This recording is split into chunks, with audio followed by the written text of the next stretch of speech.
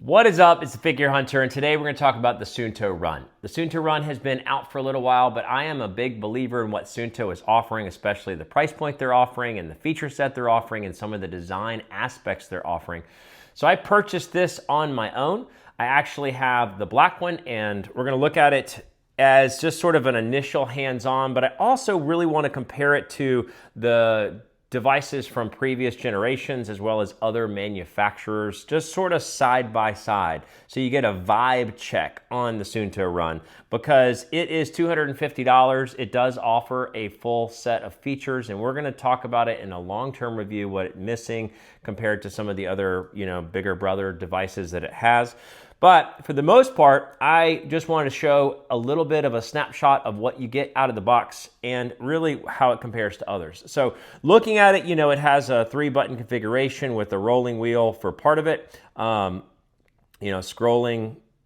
But it's a 1.3 inch screen. It actually has a really nice casing design. Even though it's all plastic, they say that the bezel is metal, but you can't quite tell. I've got a different band on there now. It has a new charging puck, so it uses a different charging puck than the previous Race S and Race Original. So you will have a little bit of a difference there. So if you are a multi-watch Suunto user, then you'll have to use the new charger versus the old chargers. So when we look at it, look at the new band, I'm going to do a whole separate video on. It's this new nylon band, Velcro, and stretch band, but it has one pin, and then it's got a little oddball pin, which has a unique clasp that I've never seen. Sort of, they reinvented a new pin clasp system.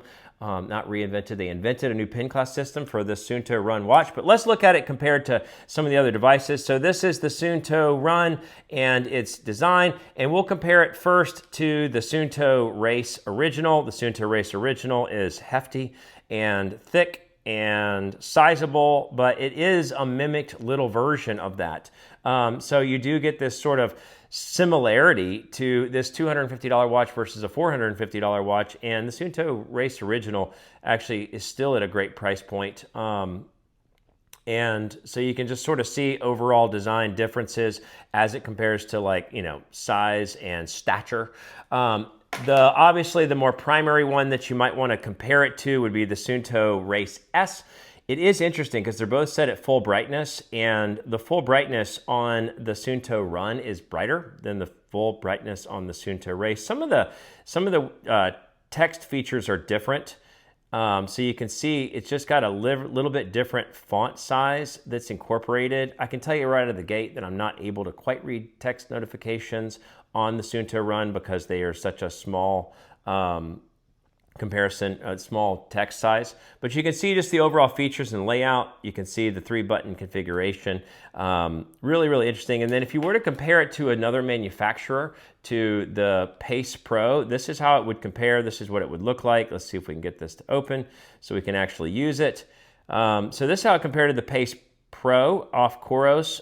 Same screen size, and you can see, well, you probably can't see, but the brightness on the screen on the Suunto Run is a little bit brighter than it is on the Pace Pro, but this is how it sort of looked comparatively versus one of its true competitors in the price point range.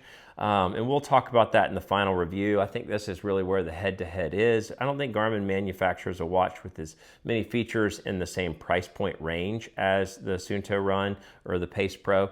But there's also things that really are lacking in both, so we'll just talk about that. And then if you were to compare it just to sort of see what it looks like versus a monochromatic memory and pixel, not monochromatic, but memory and pixel. So here you have the Apex 2 Pro, just so you can sort of see what it looks like versus a transflective. Now, Apex 2 Pro is far too dim for me, and even within the memory and pixel devices, it doesn't have a screen brightness adjustability, so it was always just too dim for me in my use. But that's what it looks like relative to a memory and pixel device. So again, we're going to take it through a bunch of different I just wanted to sort of see it right out of the gate. I really do think this new band is really interesting. They gave you 2 bands with the kit, $250. It looks like a screaming steal right out of the gate, even though we're gonna have to look at some of the feature differences from the Race S, because otherwise you might just wanna bounce up to the Race S, because that is a sleek, it's a metal casing, this feels a lot better for $100 more.